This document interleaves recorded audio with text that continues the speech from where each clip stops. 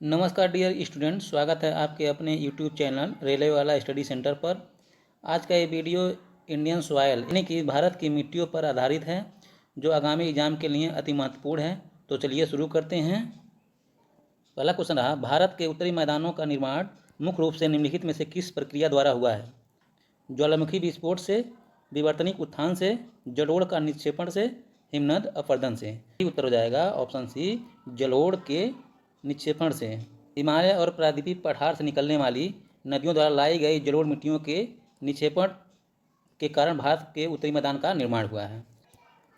मैदानों में लाखों वर्ष जमा हुई बारीक गाद, रेत इत्यादि से जलोढ़ मिट्टी का निर्माण होता है। उत्तरी मैदानों को 3 भागों में वर्गीकृत किया गया है। यह भाबर, तराई, जलोढ़ मैदान, जिसको खादर और वांगर भी कहते हैं। भाबर और तराई, भाबर किसको कहते हैं? हिमालय की तलहटी में पाए जाने वाला मोटे बाजरी और कंकड़ का एक संकरा बेल्ट है। तराई, भाबर के दक्षिण में एक दलदली क्षेत्र घने वनस्पतियों की विशेषता है। खादर और वांगर, खादर किसे कहते हैं? नदी के बाढ़ के मैदान में पाए जाने वाला नया उपजाऊ जलोढ़ मिट्टी। वांगर, नदी के किनारों से दूर पाए जाने वाला पुराना जलोढ़ मिट्टी। एक खादर से कम उपजाऊ होता है वांगर। क्वेश्चन नंबर दूसरा है, रेगिस्तानी मिट्टी मुख्य रूप से भारत के किस राज्य में पाई जाती है? राजस्थान, उत्तर प्रदेश, केरल, तमिलनाडु। तो इसका सही उत्तर हो जाएगा राजस्थान, जहाँ थार मरुस्थल है। राजस्थान की रेगिस्तानी मिट्टी कम कार्बनिक पदार्थ, रेतीली बनावट और कम जल धारण क्षमता की विशेषता है। रेगिस्तानी मिट्टी मुख्य रूप से सूखा प्रतिरोधी फसलों जैसे बाजरा, दालें, सरसों की खेती के लिए उपयोग में लाई जाती है। राजस्थानी मिट्टी में नाइट्रोजन और फास्फोरस जैसे आवश्यक तत्वों की कमी होती है, जो उच्च कृषि उत्पादन के लिए महत्वपूर्ण है। क्वेश्चन नंबर तीसरा है, किस मिट्टी को रेगुर मिट्टी भी कहा जाता है? ऑप्शन है पर्वतीय मिट्टी, जलोढ़ मिट्टी, पीली मिट्टी, काली मिट्टी। तो इसका सही उत्तर हो जाएगा ऑप्शन डी, काली मिट्टी।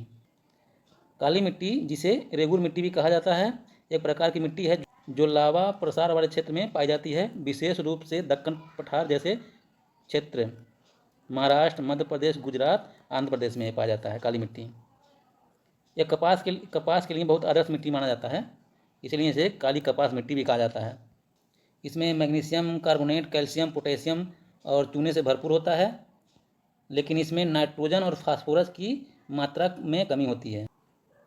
इसमें नमी बनाए रखने के लिए उच्च क्षमता है, जो इसे शुष्क खेती के लिए उपयुक्त बनाती है। सूखे मौसम में काली मिट्टी में दरारें पड़ जाती हैं, जो मिट्टी के वातन में मदद करती हैं।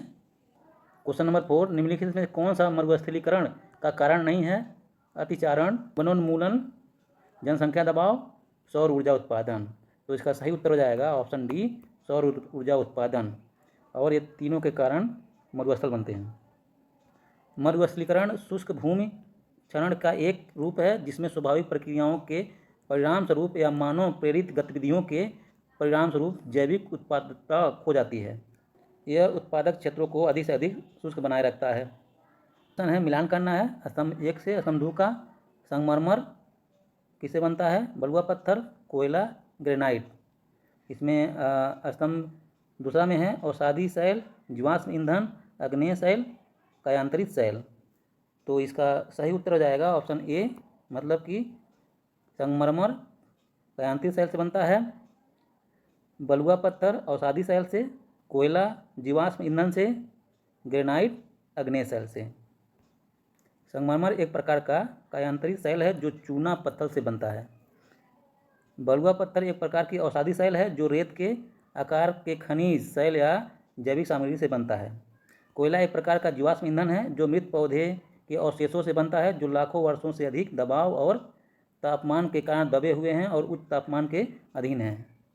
ग्रेनाइट एक प्रकार की आग्नेय शैल है जो मैग्मा के धीरे धीरे ठंडा होने और जमने से बनती है।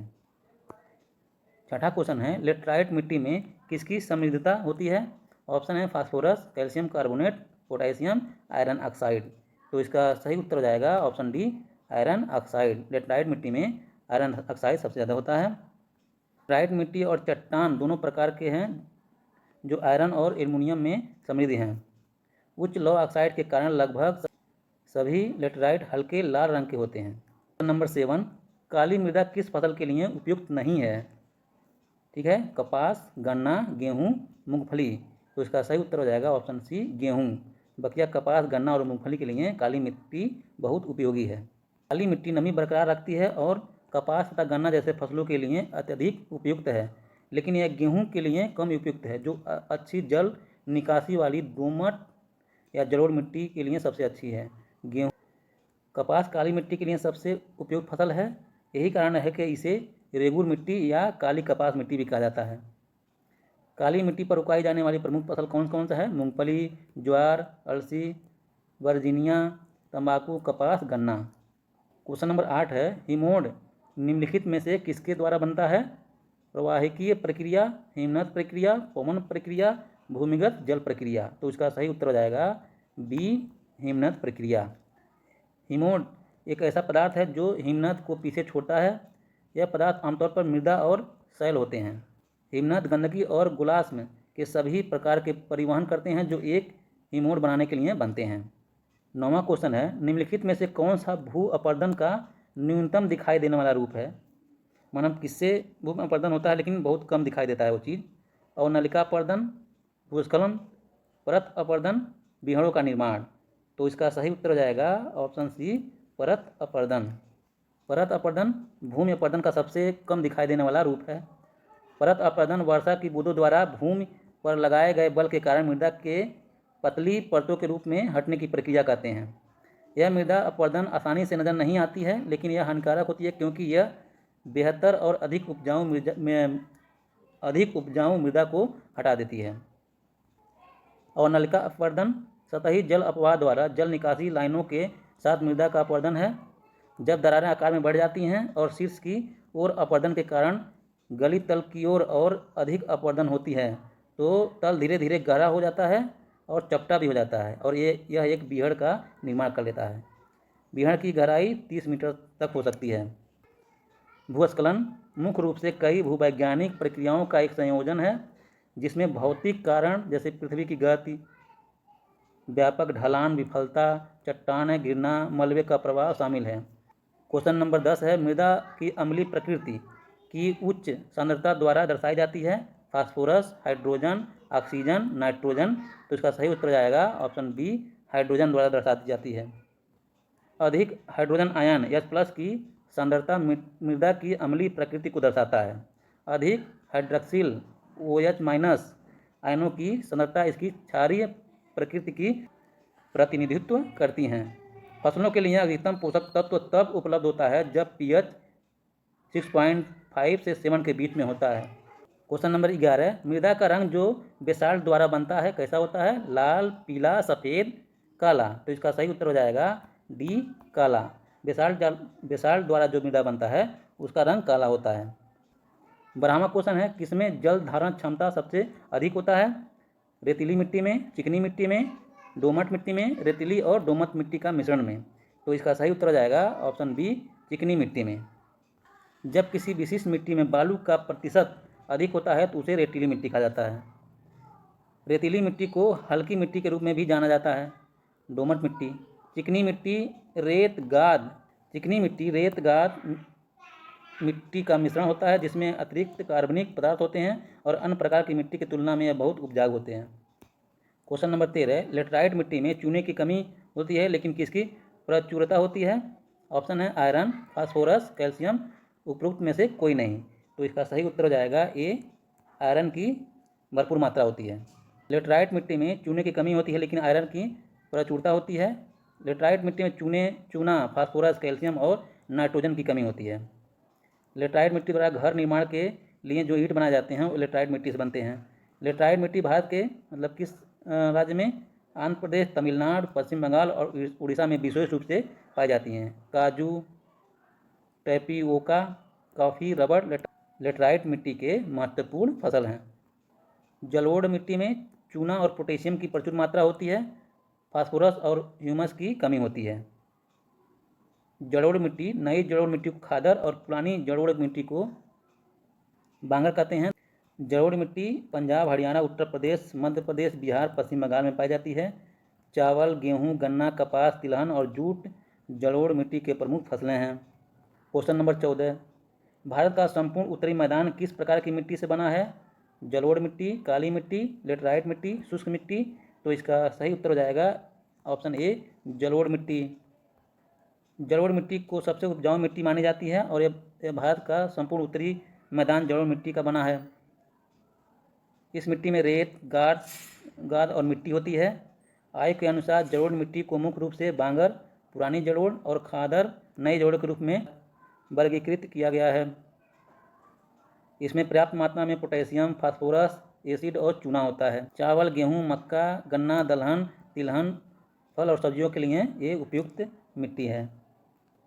क्वेश्चन नंबर 15, उत्तर प्रदेश में कौन सी मृदा अधिकतम पाई जाती है? लेटराइट मृदा, जलोढ़ मृदा, काली मृदा, इसमें से कोई नहीं। तो इसका सही उत्तर हो जाएगा ऑप्शन बी, जलोढ़ मृदा। क्वेश्चन नंबर 16 है, बजरी के कण का आकार क्या होता है? 2 mm से बड़ा, 0.2 mm to 2 mm, 0.02 mm to 0.2 mm, 0.002 mm to 0.02 mm। तो इसका सही उत्तर हो जाएगा 2 mm से बड़ा। बजरी 2 mm से बड़ा होता है। मोटी रेत 0.2 से 2 mm, महीन रेत 0.2 से 0.2 mm, गाद 0.02 mm से 0.2 mm के बीच में होता है। क्वेश्चन नंबर 17, भारत में अधिकतम क्षेत्रफल किस प्रकार की मिट्टी से ढका है? लेटराइट मिट्टी, मृदा मिट्टी, जलोढ़ मिट्टी, उपरोक्त में से एक से अधिक। तो इसका सही उत्तर हो जाएगा सी, जलोढ़ मृदा। यह लगभग 43% 143 वर्ग किलोमीटर क्षेत्र को ढकती है। इस मृदा में ह्यूमस, चूना, कार्बनिक पदार्थ मौजूद रहते हैं और यह अधिक उपजाऊ है। यह प्रतिक्षेपित मृदा है। नदियों आदि द्वारा परिवहन और जमाव के कारण होता है। नए जलोढ़ को खादर और पुराने जलोढ़ को बांगर कहा जाता है। बांगर। जलोढ़ मृदा 43%, लाल मृदा 18.5%, काली रेगुर मृदा 15% और शेष में अन्य आ जाते हैं। क्वेश्चन नंबर 18, निम्नलिखित में से किस राज्य को भारत का पहला राज्य घोषित किया गया है जिसने जैविक खेती को अपनाया? त्रिपुरा, सिक्किम, अरुणाचल प्रदेश, नागालैंड। इसका सही उत्तर हो जाएगा ऑप्शन बी, सिक्किम। सिक्किम भारत का पहला राज्य है जो 100% जैविक खेती करता है। लाल गर्म चेरी, लाल मिर्च के लिए सिक्किम प्रसिद्ध है। डल खुरासानी को उसने भौगोलिक संकेत GI टैग अर्जित किया है। क्वेश्चन नंबर 19, ग्रेनाइट किस प्रकार की चट्टान है? अग्नेय चट्टान, अवसादी चट्टान, रूपांतरित चट्टान, इसमें से कोई नहीं। तो इसका सही उत्तर हो जाएगा ऑप्शन ए, अग्नेय चट्टान। अग्नेय चट्टान को मैग्मेटिक चट्टान भी कहा जाता है। मैग्मा या लावा के ठंडा होने और जमने से अग्नेय चट्टान का निर्माण होता है। बेसाल्ट और ग्रेनाइट अग्नेय चट्टान के अच्छे उदाहरण हैं। क्वेश्चन नंबर 20 है, चट्टानों के अध्ययन को क्या कहा जाता है? Petrogenesis, edaphology, petrology, pedology. तो इसका सही उत्तर हो जाएगा ऑप्शन सी, पेडोलॉजी। चट्टानें वो सामग्रियां हैं जो पृथ्वी की ठोस परत के अवयव भाग को निर्माण करती हैं। चट्टानें खनिज पदार्थ के कठोर द्रव्यमान होती हैं जिनमें एक या अधिक चट्टानें बनने वाले खनिज होते हैं। मैग्मा के रूप में जाने जाने वाली पिघली हुई सामग्री से चट्टान बनता है। चट्टानों के अध्ययन को पेट्रोलॉजी कहा जाता है। Thank you for watching video अच्छा लगा तो प्लीज़ लाइक करें, शेयर करें, सब्सक्राइब करें। अगला वीडियो जल्द मिलेगा, तब तक के धन्यवाद। बाय बाय, जय हिंद।